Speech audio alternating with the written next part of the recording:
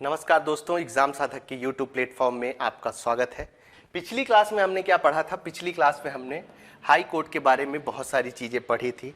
मैंने आपको बताया था कि हाई कोर्ट से जो भी क्वेश्चन पूछे जाते हैं उन सारे प्रश्नों को हमने हूबहू आपको समझाने की कोशिश की थी कि साहब ये क्वेश्चन पूछे जाते हैं। हाई कोर्ट में न्यायाधीशों की नियुक्ति कैसे होती है, हाई कोर्ट के न्यायाधीशों को कैसे हटाया जाता है, तो ये चीज़ भी मैंने आपको बताई थी कि जैसे सुप्रीम कोर्ट के न्यायाधीशों को हटाने की एक प्रक्रिया होती है। क्या होती है? हटाने की एक प्रक्रिया होती है। उसी प्रक्रिया के माध्यम से हाई कोर्ट के चीफ जस्टिस और अन्य जो जस्टिस होते हैं उनको हटाया जाता है। ठीक है, तो ये दोनों चीज़ें आपको याद रखनी है। उसके बाद एक चीज़ मैंने आपको ये बताया था कि पूरे संविधान में जो महाभियोग शब्द इस्तेमाल किया गया है वो केवल किसके लिए इस्तेमाल किया गया है? तो भारत के राष्ट्रपति के लिए महाभियोग शब्द का इस्तेमाल किया गया है। किसका इस्तेमाल किया गया है? तो भारत के राष्ट्रपति के लिए केवल महाभियोग शब्द का इस्तेमाल किया गया है। तो ये सारी चीज़ें आपको याद रखनी है। ठीक है, आज हम क्या पढ़ने वाले हैं? हमारा ये जो यूनिट 6 है, राज्य व्यवस्था से संबंधित जितने भी संविधान और भारतीय शासन प्रणाली से संबंधित जो टॉपिक दिया गया है उसमें से ये अंतिम टॉपिक है जिसे आज हम समाप्त कर रहे हैं। ये हमारा अंतिम टॉपिक क्या है? संविधान संशोधन। अब संविधान संशोधन देखा जाए तो बहुत सारे संविधान संशोधन हुए हैं, लेकिन अब सारे संविधान संशोधन को बैठ के याद कर लेना बिल्कुल भी फ्रूटफुल नहीं है। ठीक है, तो हमें इस चीज को याद रखना है कि भैया संविधान संशोधन में ऐसे कौन कौन सी चीजें हैं जिन्हें हम याद रख सकते हैं, और याद रखने से क्या होगा कि क्वेश्चन यदि पूछे जाएंगे और पूछे जाएंगे तो हम संविधान संशोधन को कितने तरीके से पढ़ेंगे? तो 3 तरीके से पढ़ेंगे। ठीक है, वो चीज थोड़ा सा हम यहाँ पर समझ लेते हैं। संविधान संशोधन को कैसे 3 तरीकों से हम पढ़ने वाले हैं? तो सबसे पहले तो आर्टिकल 368 पढ़ सकते हैं। क्या पढ़ सकते हैं? आर्टिकल 368 पढ़ सकते हैं। उसके अंतर्गत केवल 2 संविधान संशोधन की विधियां आती हैं। ठीक है, कितनी? 2 संविधान संशोधन की विधियां आती हैं। आज हम उसके बारे में पढ़ेंगे। फिर वैसे तो ओवरऑल 3 तरह के संविधान संशोधन होते हैं। ठीक है, तो जो एक अन्य प्रकार का संविधान संशोधन है हम उसके बारे में पढ़ेंगे। लेकिन कभी भी आपसे पूछा जाए कि आर्टिकल 368 के तहत, ठीक है, कभी भी आपसे पूछा जाए कि आर्टिकल 368 के अंतर्गत कितने प्रकार के संविधान संशोधन किए जाते हैं, तो आपको याद रखना है कि आर्टिकल 368 के अंतर्गत हम केवल 2 तरह के संविधान संशोधन कर सकते हैं। इस बात को याद रखना है। ठीक है, तो हमारी ये संविधान संशोधन की बात हो गई। उसके बाद जो सबसे महत्वपूर्ण बात है वो हमें ये याद रखनी है कि आज तक संविधान संशोधन कौन कौन से संविधान संशोधन हुए हैं, जो महत्वपूर्ण संविधान संशोधन हुए हैं, उन सारे संविधान संशोधनों को हम एक नजर में एक बार में कवर अप करने की कोशिश करेंगे, इन सारी चीजों को। ठीक है, तो ये चीज क्लियर हो गई यहां तक। ठीक है, तो चलिए क्लास को आगे बढ़ाते हैं। शुरुआत कहां से करेंगे हम? शुरुआत करेंगे हम सबसे पहले संविधान संशोधन क्या है। तो यहां पर 2 चीजें आपको याद रखनी है। क्या क्या? सबसे महत्वपूर्ण मैंने अभी बताया कि पिछली क्लास में मैंने आपको बताया था कि आपको कम से कम हर पार्ट का भाग जरूर याद रखना है। ठीक है, आपको काफी फायदा मिलेगा एग्जाम हॉल में, तो काफी फायदा मिलेगा, इतना आप भरोसा रखिए। तो भाग 20 में अनुच्छेद 368 में, किसमें? भाग 20 में अनुच्छेद 368 में संसद को संशोधन करने की शक्ति दी गई है। अब जो आपको गलत स्टेटमेंट दे सकते हैं वो क्या दे सकते हैं स्टेटमेंट कि भाग 20 में अनुच्छेद 368 के अंतर्गत संसद एवं विधानसभा, किसको दे सकते हैं गलत स्टेटमेंट? वो क्या लिख सकते हैं यहां पर? संसद एवं विधानसभा। ठीक है, संसद एवं विधानसभा दोनों को संविधान संशोधन करने की शक्ति प्रदान की गई है। ठीक है, ये चीज याद रखना है आपको। उसके बाद मैंने आपको एक चीज शुरू में ही जब क्लास शुरू की थी तब ही बता दिया था कि 3 प्रकार से संविधान संशोधन होते हैं। कितने प्रकार के संविधान संशोधन होते हैं? 3 प्रकार के संविधान संशोधन होते हैं। कौन कौन से संविधान संशोधन होते हैं? साधारण बहुमत के द्वारा संविधान संशोधन किया जाता है, विशेष बहुमत के द्वारा संविधान संशोधन किया जाता है, विशेष बहुमत एवं राज्यों के अनुमोदन के द्वारा संशोधन किया जाता है। साधारण बहुमत का आपको पता होगा 50+1, 2/3 होता है जो सदन में उपस्थित सदस्यों की 2/3 संख्या, 2/3 सदस्यों के माध्यम से जो संविधान संशोधन अधिनियम पारित किया जाता है वो विशेष बहुमत के अंतर्गत आता है। उसके अलावा विशेष बहुमत इस तरह तो पारित ही किया जाएगा सदन से, प्लस राज्यों के 50% राज्यों के अनुमोदन या राज्यों के अनुमोदन के द्वारा कुछ संविधान संशोधन होते हैं। कभी कभी जो क्वेश्चन पूछे जाते हैं वो पूछ लेता है कि निम्नलिखित में से किनमें साधारण बहुमत से संविधान संशोधन किया जाता है। तो इसकी चर्चा अभी हम करने वाले हैं, उन विषयों को हम जान लेंगे आराम से कि साधारण बहुमत के द्वारा कौन कौन से संविधान संशोधन किए जाते हैं, तो उसके बारे में हम जान लेंगे, उसके बारे में सारी जानकारी कलेक्ट कर लेंगे। उसके बाद विशेष बहुमत से कौन कौन से संविधान संशोधन किए जाते हैं उसके बारे में सारी जानकारी हम प्राप्त कर लेंगे और सारी चीजें आपको बता देंगे, ताकि कभी आपसे पूछा जाए कि साधारण बहुमत से किस तरह संविधान संशोधन होते, कौन कौन से संविधान संशोधन होते हैं तो वो चीजें याद हो। विशेष बहुमत से कौन कौन से संविधान संशोधन होते हैं तो वो चीज याद हो। इसके अलावा विशेष बहुमत और राज्यों के अनुमोदन के द्वारा भी कुछ संविधान संशोधन होते हैं, और इनको तो आप रट्टा ही मार लीजिएगा जब मैं इनकी लिस्ट के बारे में आपको बताऊंगा।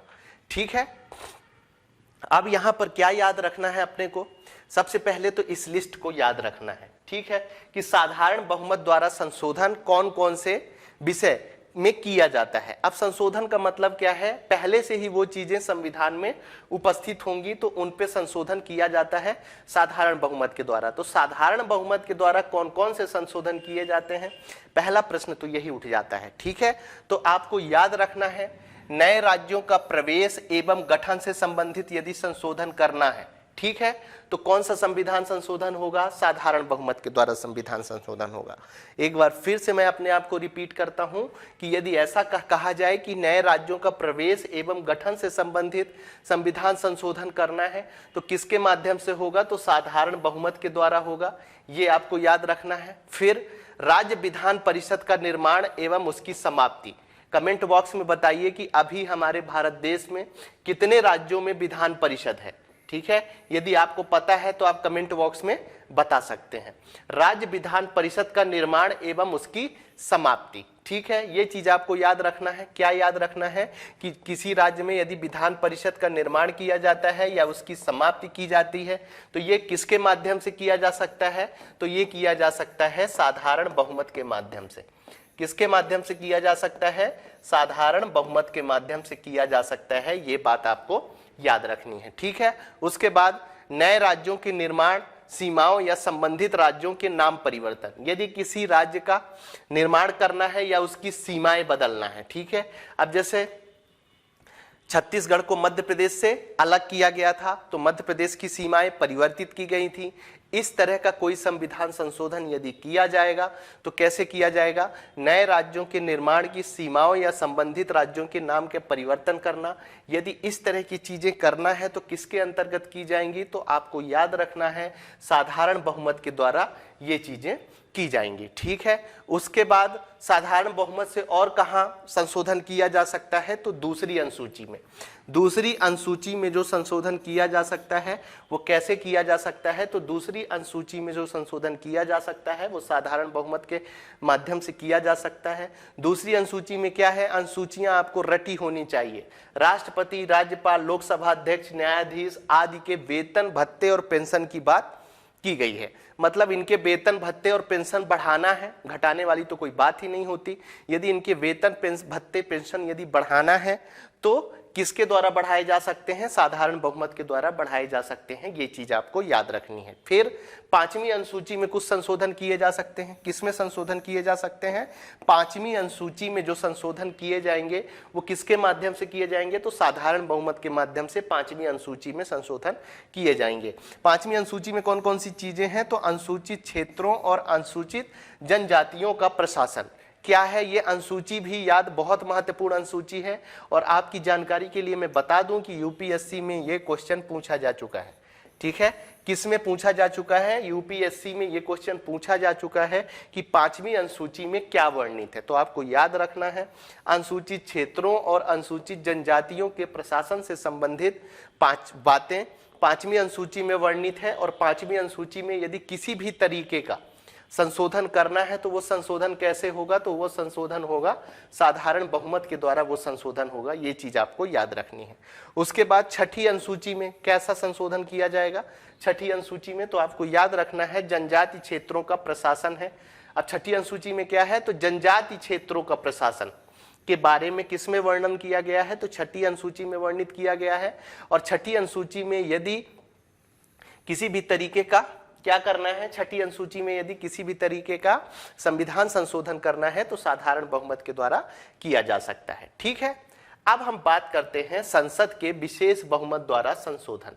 संसद के विशेष बहुमत के द्वारा कौन कौन से संशोधन किए जा सकते हैं, कहां कहां पर संशोधन किए जा सकते हैं, ये क्वेश्चन भी आपसे पूछा जा सकता है। ठीक है, तो चलिए मूल अधिकार में, क्योंकि मूल अधिकार जो है अभी भी बेसिक स्ट्रक्चर घोषित नहीं किया गया है, ये आपको याद रखना है। ठीक है, बेसिक स्ट्रक्चर जो है वो घोषित नहीं किया गया है। हमारा जो फंडामेंटल राइट है वो बेसिक स्ट्रक्चर घोषित नहीं किया गया है, उसमें संशोधन किया जा सकता है। तो संसद के विशेष बहुमत के द्वारा संशोधन, और ये बहुत इंपॉर्टेंट है, 3 स्टार बनाइए और नोट डाउन करिए कि मूल अधिकार में संशोधन संसद के विशेष बहुमत के द्वारा किया जा सकता है। संसद के विशेष बहुमत के द्वारा मूल अधिकार में संशोधन किया जा सकता है। फिर दूसरा क्या है, राज्य के नीति निर्देशक तत्वों में मैंने आपको पढ़ाया था, याद होगा, भाग 4 में किस अनुच्छेद से है, याद करिए, अनुच्छेद 36 से लेकर 51 तक। ठीक है, उसमें डीपीएसपी की बात की गई है।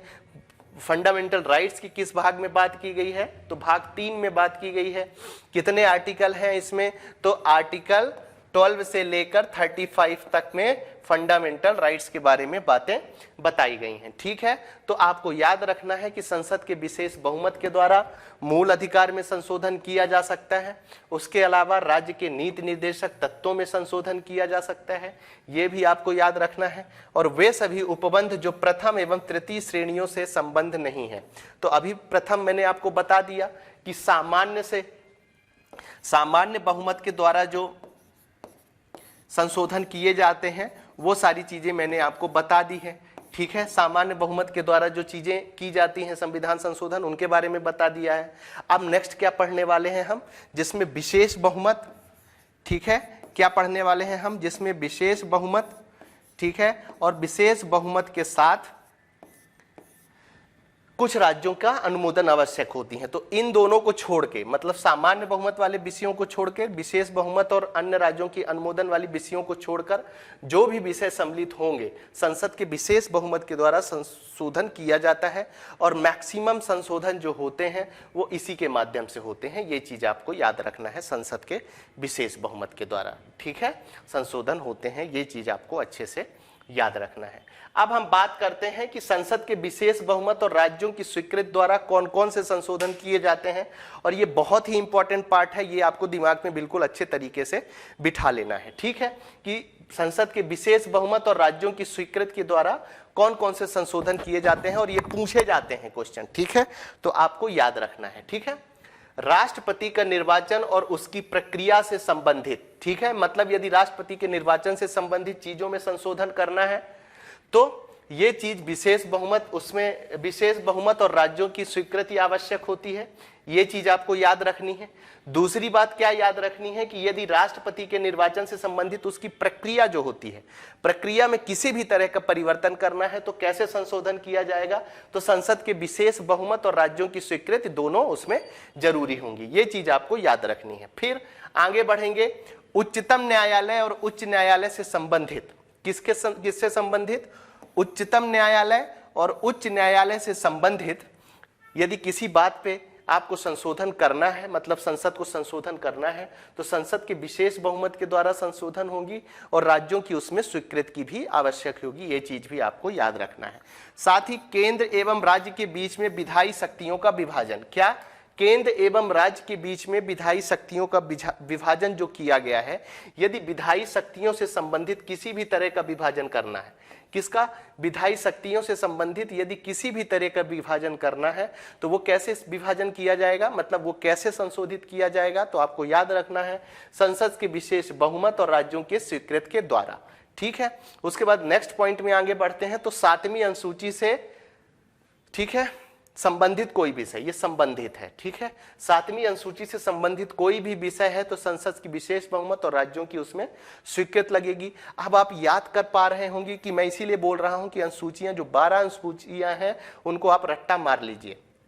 अब ये जो 7वीं अनुसूची है इसमें किसका वर्णन किया गया है, तो 7वीं अनुसूची में राज्य के विषय का वर्णन, राज्य सूची का वर्णन किया गया है, ठीक है। इसमें कोई संशोधन करना है तो कैसे होगा, ऐसे होगा। उसके बाद संघ सूची की बात की गई है, ठीक है, उसमें कोई संशोधन होंगे तो कैसे होंगे, संसद के विशेष बहुमत और राज्यों की स्वीकृति के द्वारा होंगे, ठीक है। उसके बाद यदि कोई और संशोधन करना है तो कौन सी सूची आती है, नेक्स्ट 3 सूचियां हैं, आपको पता होगा ये, और नहीं पता है तो ये बहुत बुरी स्थिति है, आपको पता होना चाहिए।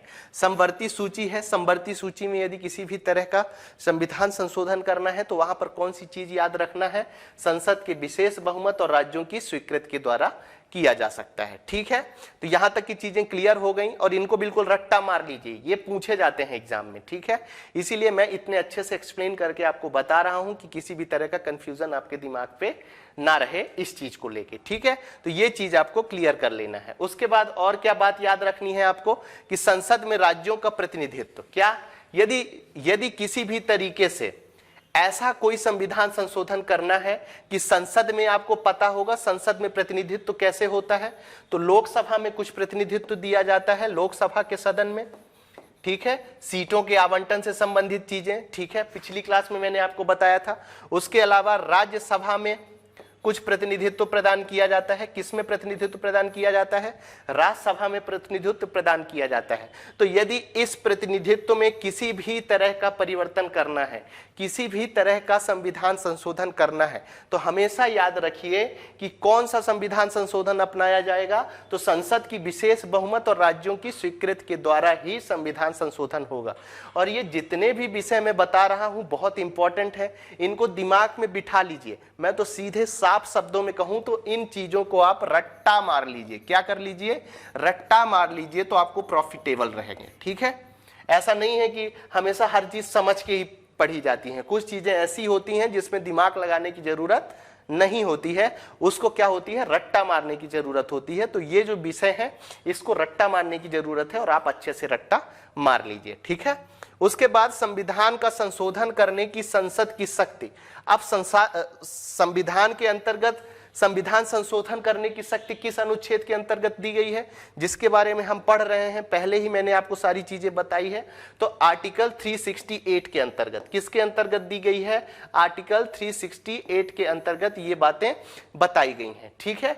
तो आर्टिकल 368 में भी यदि किसी भी तरह का संशोधन करना है, ठीक है, किसी भी तरीके का संशोधन किसमें करना है, आर्टिकल 368 के अंतर्गत किसी भी तरीके का संशोधन करना है। मतलब यहां पर लिखा है संविधान का संशोधन करने की संसद की शक्ति या इसके लिए प्रक्रिया अनुच्छेद 368 स्वयं में, ठीक है। यहां पर एक शब्द इस्तेमाल किया है, स्वयं में किसी भी तरह का संशोधन करना है तो हम कौन सी प्रक्रिया अपनाएंगे, संसद के विशेष बहुमत एवं राज्यों की स्वीकृति के द्वारा ही संशोधन उसमें किया जा सकता है, ठीक है। तो यहां तक की सारी चीजें क्लियर हैं। एक बार फिर मैं आपको बता दूं कि हमारे संविधान में 3 तरह की संशोधन शक्तियों के बारे में, संविधान संशोधन शक्तियों के बारे में बात की गई है। पहली कौन सी है, तो साधारण संविधान संशोधन की एक प्रक्रिया है जिसके बारे में मैंने आपको बताया, विषय कौन कौन से सम्मिलित किए गए हैं उन विषयों के बारे में बताया।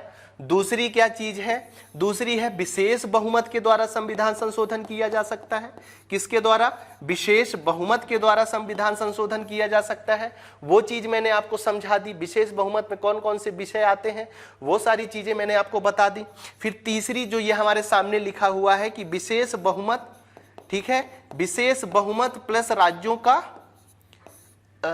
का अनुमोदन या राज्यों की स्वीकृति भी कुछ संविधान संशोधन में आवश्यक होता है। तो ये सारी चीजें इसके अंतर्गत शामिल की गई हैं, तो आपको याद रखना है। कंफ्यूजन अब मन में नहीं पालना है। मैंने क्या बोला, इनको रट्टा मार लो, मतलब मार लो। जो क्वेश्चन आएगा यदि आपको रट्टा मारी होंगी ये चीजें तो आपका क्वेश्चन गलत नहीं होगा, ठीक है। चलिए आगे बढ़ते हैं। कुछ महत्वपूर्ण, सभी संविधान संशोधन तो हम एक क्लास में कवर अप नहीं कर सकते, लेकिन आपके एग्जाम के टाइम को ध्यान में रखते हुए कि कम टाइम बचा है तो कुछ महत्वपूर्ण संविधान संशोधनों की हम चर्चा कर लेते हैं जिनके क्वेश्चन पूछे जा सकते हैं। ठीक है, तो प्रथम अब इसमें दो चीजें याद रखना है। क्या याद रखना है? पहला तो आपको ईयर याद रखना है, पहली बात, और दूसरी चीज ये याद रखना है कि इस संविधान संशोधन में कौन सी चीजें सम्मिलित हैं, एक बात। और दूसरी बात यहां पर आपको ये याद रखना है कि अब जैसे मैं प्रथम संशोधन के बारे में आपको बता रहा हूं, तो केवल प्रथम संशोधन में ऐसा नहीं है कि जो मैं यहां पर बताया हूं केवल वो संशोधित किया गया है। इसके अंतर्गत कई विषयों में संविधान के कई जगहों पर संशोधन किए गए होंगे, लेकिन मैं यहां पर आपको क्या बताऊंगा, जो महत्वपूर्ण चीज शामिल की गई है वही चीज मैं आपको बताऊंगा। ठीक है, तो चलिए शुरुआत करते हैं। क्या क्या याद रखना है? प्रथम संशोधन याद रखना है, उसका ईयर याद रखना है, और उसके अंतर्गत कौन सा विषय सम्मिलित किया गया है वो चीज याद रखना है। चलिए सबसे पहले हम बात करते हैं प्रथम संशोधन की। तो प्रथम संशोधन कब हुआ था? तो आपको याद रखना है 1951 में प्रथम संशोधन हुआ था। इसमें सबसे महत्वपूर्ण बात क्या जोड़ी गई थी? तो इसमें सबसे महत्वपूर्ण बात 9वीं अनुसूची जोड़ी गई थी, ये चीज आपको याद रखना है। ठीक है, चलिए इसमें और संशोधन हुए थे लेकिन ज्यादा याद रखने की जरूरत नहीं है, बस एक दो चीजें याद रखना है। फिर हम बात करते हैं 21वें संविधान संशोधन की। किस संविधान संशोधन की बात कर रहे हैं? 21वें संविधान संशोधन की। तो इसमें आपको क्या याद रखना है? आपको याद रखना है 1967 में 21वां संविधान संशोधन हुआ था। कब हुआ था संविधान संशोधन? तो 21वां संविधान संशोधन हुआ था 1967 में। ईयर याद रखना है। इसके अंतर्गत जो महत्वपूर्ण बात है वो क्या जोड़ी गई थी? सिंधी भाषा जोड़ी गई थी 8वीं अनुसूची में। ठीक है, ये बात जोड़ी गई थी, सिंधी भाषा को 8वीं अनुसूची में जोड़ी गई थी, और इसके बाद ये 15वीं भाषा थी। यहां पर एक क्वेश्चन और बन सकता है कि मूल संविधान में जो मूल संविधान था हमारा, क्या था? जो हमारा मूल संविधान था, ठीक है, क्या था? जो मूल संविधान था उसमें 8वीं अनुसूची में, किसमें? 8वीं अनुसूची में कितनी भाषाएं थी? तो आपको याद रखना है कि मूल संविधान में हमारे 8वीं अनुसूची में केवल 14 भाषाएं थी। कितनी भाषाएं थी? केवल 14 भाषाएं थी। और 15वीं भाषा जो जोड़ी गई थी वो कौन सी भाषा जोड़ी गई थी? तो वो सिंधी भाषा को जोड़ा गया था। यहां पर याद रखना है। अब यहां पर 2-3 तरीके से क्वेश्चन बन सकते हैं। 8वीं अनुसूची में मूल संविधान के अलावा जो अन्य प्रथम भाषा जोड़ी गई वो कौन सी है? तो आपको याद रखना है सिंधी भाषा है। ठीक है, उसके बाद सिंधी भाषा का नंबर पूछ सकते हैं कि कौन से नंबर 8वीं अनुसूची में कौन से नंबर में जोड़ी गई थी? तो 15वीं में जोड़ी गई थी। और ये क्वेश्चन तो बनना बिल्कुल लाजमी है कि कौन से संविधान संशोधन के माध्यम से सिंधी भाषा को 8वीं अनुसूची में जोड़ा गया था? तो आपको याद रखना है 21वें संविधान संशोधन में। ठीक है, चलिए आगे बढ़ते हैं। 42वें संविधान संशोधन की बात करते हैं। 42वां संविधान संशोधन कब हुआ था? बिल्कुल ये संविधान संशोधन बच्चे को याद होना चाहिए, और यदि आपको ये संविधान संशोधन याद नहीं है तो इसका मतलब आप तैयारी में पाप कर रहे हैं, तैयारी सही तरीके से नहीं कर रहे हैं। ये आपके माध्यम से कहूं तो बहुत बड़ा पाप किया जा रहा है, तो इस चीज को याद रखना है।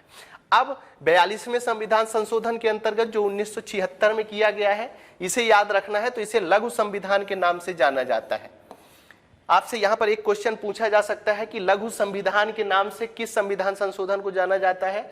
तो 42वें संविधान संशोधन को लघु संविधान के नाम से जाना जाता है। स्वर्ण सिंह समिति की सिफारिशों से यह संविधान संशोधन प्रभावी हुआ था, यह भी याद रखना है। ठीक है, कभी भी क्वेश्चन आपसे पूछ सकता है कि किसकी समिति से यह प्रभावित हुआ था? तो स्वर्ण सिंह की। उसके बाद समाजवादी, धर्मनिरपेक्ष और अखंडता, ये शब्द जोड़े गए थे उद्देशिका में। किस संविधान संशोधन के द्वारा जोड़े गए थे? तो 42वें संविधान संशोधन के द्वारा जोड़े गए थे, नंबर 1। और नंबर 2, उद्देशिका में कौन? अब ऐसा भी यहां पर क्वेश्चन पूछ सकता है कि 42वें संविधान संशोधन के माध्यम से, ठीक है, उद्देशिका में कौन कौन से शब्द जोड़े गए थे? तो समाजवादी, धर्मनिरपेक्ष और अखंडता शब्द जोड़े गए थे। फिर भाग 4 में जो नागरिकों का मूल कर्तव्य जोड़ा गया था, आपको याद होगा, जरा याद करिए कौन से आर्टिकल में है? तो आर्टिकल 51A में है। किसमें? आर्टिकल 51A में है। तो भाग 4 का में नागरिकों द्वारा जो मूल कर्तव्य जोड़ा गया था वो किसके माध्यम से जोड़ा गया था? तो आपको याद रखना है 42वें संविधान संशोधन 1976 में जो हुआ था उसके माध्यम से जोड़ा गया था। ठीक है, एक महत्वपूर्ण बात और जो 42वें संविधान संशोधन में पूछी जाती है वो ये है कि 5 विषय जो राज्य विषय थे, तो 5 विषय ऐसे थे राज्य सूची के जिन्हें समवर्ती सूची में स्थानांतरित कर दिया गया था। तो वो कौन कौन से विषय थे आपको याद रखना है। पहला क्या था? शिक्षा था। दूसरा वन्य जीव। तीसरा नाप तौल। चौथा उच्चतम, तीसरा ये याद रख लीजिए, चौथा वन्य जीव। और 5वां जो था उच्चतम एवं उच्च न्यायालय के अलावा जो न्यायालयों का गठन होने की चीज होती है, जो प्रक्रिया होती है, उसे भी किसके अंतर्गत जोड़ा गया था? तो 42वें संविधान संशोधन के द्वारा जोड़ा गया था। ये चीज आपको याद रखनी है। ठीक है, अब हम बात करते हैं 44वें संविधान संशोधन की। ठीक है, तो सबसे पहले आपको 44वें संविधान संशोधन में क्या याद रखना है? 44वें संविधान संशोधन में आपको याद रखना है कि 1978 में 44वां संविधान संशोधन हुआ था। अब इसमें कौन कौन सी चीजें जोड़ी गई थी वो थोड़ा सा याद रखना है आपको। ठीक है, कैबिनेट की सलाह को पुनर्विचार के लिए एक बार भेजने की राष्ट्रपति को शक्ति। आपको याद होगा 42वें संविधान संशोधन में, शायद मैंने बताया नहीं, 42वें संविधान संशोधन में इंदिरा गांधी जी ने यह कर दिया था कि भैया जो मंत्री परिषद सलाह देगी उसके लिए आप बाध्यकारी रहोगे। ठीक है, फिर जनता दल की सरकार बनी, उन्होंने 44वां संविधान संशोधन किया 1978 में। उन्होंने कहा कि भैया ऐसा नहीं है, राष्ट्रपति भी एक गरिमामयी पद होता है और ऐसा कि जो भी विधेयक हम यहाँ से या जो भी चीज हम भेजें उसमें कम से कम राष्ट्रपति के पास एक बार ये अधिकार हो कि वो हमारे पास पुनर्विचार के लिए भेजें, और यदि हम पुनः उन्हें भेजते हैं तो उस पर वो साइन कर सकते हैं। फिर दूसरा संविधान संशोधन 44वें संविधान संशोधन के द्वारा क्या किया गया था? तो आंतरिक अशांति के शब्द के स्थान पर सशस्त्र विद्रोह शब्द का प्रयोग राष्ट्रीय आपात हेतु किया गया था। मतलब सशस्त्र विद्रोह शब्द किस संविधान संशोधन के द्वारा जोड़ा गया था? तो आपको याद रखना है कि 44वें संविधान संशोधन के द्वारा यह सशस्त्र विद्रोह शब्द जोड़ा गया था। उसके बाद केवल कैबिनेट को लिखित सिफारिश पर ही आपातकाल घोषित कर सकता है राष्ट्रपति। यह भी किस संविधान संशोधन के द्वारा जोड़ा गया था? तो आपको याद रखना है 44वें संविधान संशोधन के द्वारा इसे जोड़ा गया था। ठीक है, यहां तक की बातें क्लियर है। चलिए आगे बढ़ते हैं और बात करते हैं 52वें संविधान संशोधन की। तो 52वां संविधान संशोधन कब हुआ था? सबसे पहले आपको वो याद रखना है। तो 1985 में 52वां संविधान संशोधन हुआ था। ये चीज याद रखना है। दल के निर्वाचित सदस्यों को दल बदल पर रोक हेतु 52वां संविधान संशोधन हुआ था। इसमें ईयर पूछा जाता है, मैक्सिमम जगह क्या पूछा जाता है? ईयर पूछा जाता है। तो आपको ईयर याद रखना है कि 52वें संविधान संशोधन के द्वारा 1985 में हुआ था। फिर 61वां संविधान संशोधन आपको याद रखना है, कब हुआ था? तो 1988 में हुआ था। ये चीज आपको याद रखनी है। फिर मतदाता की आयु 21 वर्ष से घटाकर कितनी कर दी गई थी? 18 वर्ष कर दी गई थी। इसीलिए आपको याद रखना है कि 61वां संविधान संशोधन 1988 में हुआ था, जिसके अंतर्गत मतदाता की आयु 21 वर्ष से घटाकर 18 वर्ष कर दी गई थी। ठीक है, यहां तक की चीजें क्लियर है। अब आगे बढ़ते हैं और बात करते हैं हम 86वें संविधान संशोधन की। किसकी बात करते हैं? 86वें संविधान संशोधन की। कब हुई थी 86वां संविधान संशोधन? तो 2002 में हुआ था। अनुच्छेद 21 में, अनुच्छेद 21A, ये का नहीं है, अनुच्छेद 21A कह लीजिए इसे, या 21 का कह लीजिए। 6 से 14 वर्ष तक के सभी बच्चों को निःशुल्क एवं अनिवार्य शिक्षा का अधिकार दिया गया था। क्या दिया गया था? निःशुल्क एवं अनिवार्य शिक्षा का अधिकार दिया गया था। 91वें संविधान संशोधन की बात करें, कब हुआ था? तो 2003 में हुआ था। इसमें क्या बोला गया था? प्रधानमंत्री एवं मंत्रियों की कुल संख्या को लोकसभा का 15% होगी, विधानसभा में भी यही स्थित है। अब जब MPPSC आपको स्टेटमेंट वाले क्वेश्चन होंगे तो कहां पर गलत करने की बड़ी संभावना है? तो ये क्या लिख सकते हैं कि प्रधानमंत्री एवं मंत्रियों की कुल संख्या संसद कर देंगे। यहां पर क्या कर देंगे? संसद कर देंगे कि संसद का 15% होगी। ठीक है, जो कि स्टेटमेंट गलत होगा। राज्यसभा तो ठीक है। इसी तरह यहां पर क्या होता है? विधानसभा का 15% में ही मुख्यमंत्री और मंत्रियों को नियुक्त किया जाता है। ठीक है, तो ये बहुत ही इंपॉर्टेंट है ये वाला संविधान संशोधन, 91वें संविधान संशोधन 2003 में। इसे भी आपको याद रखना है। ठीक है, चलिए आगे बढ़ते हैं और बात करते हैं 97वें संविधान संशोधन की। कब हुआ था ये 97वें संविधान संशोधन? तो 2011 में हुआ था। याद रखना है इसमें क्या जोड़ा गया था, सहकारी समितियों को संवैधानिक दर्जा दिया गया था, ठीक है, अनुच्छेद 19(1)(c) में, ठीक है, ये चीज याद रखना है, ठीक है। उसके बाद आगे बढ़ते हैं, 43B भी इसी के द्वारा जोड़ा गया था, ठीक है। उसके बाद 243 में भी इसके द्वारा ही संशोधन किया गया था। ये सारी चीजें आपको याद रखना है। 101वां संविधान संशोधन कब हुआ था? तो 2016 में हुआ था। ये किससे संबंधित है? तो जीएसटी से संबंधित है। ये बात भी आपको याद रखनी है, ठीक है। तो यहां तक की सारी चीजें क्लियर है। नेक्स्ट देख लेते हैं 102वां संविधान संशोधन, बहुत ही इंपॉर्टेंट है।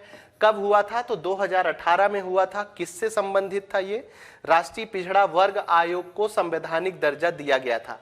और ये क्वेश्चन पूछे जाने की बहुत अधिक संभावना है, तो आपको याद रखना है कि राष्ट्रीय पिछड़ा वर्ग आयोग को संवैधानिक दर्जा किस संविधान संशोधन के द्वारा दिया गया था? तो आपको याद रखना है 102वां संविधान संशोधन के द्वारा दिया गया था। 103वां संविधान संशोधन 2019 में हुआ था। ये चीज आपको याद रखना है। 103वां संविधान संशोधन कब हुआ था? तो 2019 में हुआ था, ठीक है। सामान्य श्रेणी के आर्थिक रूप से पिछड़े लोगों को सरकारी नौकरियां तथा शिक्षा में 10% आरक्षण देने की बात की गई थी। वो किसमें की गई थी? तो 103वें संविधान संशोधन के द्वारा 2019 में जो किया गया था उसमें ये बातें की गई थी। फिर 104वां संविधान संशोधन हुआ था 2019 में। एंग्लो इंडियन की जो मनोनयन की व्यवस्था की अवधि है उसको समाप्त कर दिया गया था। इसीलिए आपको याद होगा कि हमारे संविधान में चर्चा की गई है कि लोकसभा में कुल 552 सीटें हो सकती हैं, लेकिन जब से ये संविधान संशोधन हुआ है 2019 में 104वां संविधान संशोधन, तब से ये संख्या 2 घट गई है और कितनी हो सकती है? 550, ठीक है। तो यहां तक की चीजें आपको क्लियर होंगी। आज हमने यूनिट 6 पूरी तरह से खत्म कर दिया है। आप हमारे सारे वीडियो एग्जाम साधक के यूट्यूब चैनल में जाकर बिल्कुल फ्री में देख सकते हैं। साथ ही आप यदि पीडीएफ प्राप्त करना चाहते हैं तो यूनिट 6 की एक साथ पीडीएफ आपको हमारे टेलीग्राम चैनल एग्जाम साधक में मिल जाएगी, वहां पर जाकर आप ले सकते हैं, ठीक है। अब हम यूनिट 3 आपको देंगे। अभी तक हमने कौन कौन सी यूनिट्स आपको दे दी हैं बिल्कुल फ्री में? तो यूनिट 10 पूरी तरह से कंप्लीट है, आप जाकर हमारे यूट्यूब चैनल पर देख सकते हैं। यूनिट 9 जो बहुत ही महत्वपूर्ण है और लोगों के लिए एक बहुत बड़ा टास्क होता है, उसकी बहुत सारी क्लासेस हमने बिल्कुल शॉर्ट में की, आपको समझ में भी आ जाए और सारा कवर अप अच्छा हो। यूनिट 9 में हमने सारी चीज़ें उपलब्ध कराई हैं। इसके अलावा यूनिट 1 से संबंधित बहुत सारी चीज़ें हमने आपको दी हैं, वहाँ जाकर आप पढ़ सकते हैं, क्योंकि यूनिट 1 से भी काफ़ी अच्छे क्वेश्चन पूछे जाते हैं। और अंतिम में जो यूनिट 6 है उसके बारे में भी हमने सारी जानकारी आपको दे दी है, ठीक है। तो आप सभी को उज्जवल भविष्य की शुभकामनाओं के साथ आज की क्लास हम समाप्त करते हैं। धन्यवाद।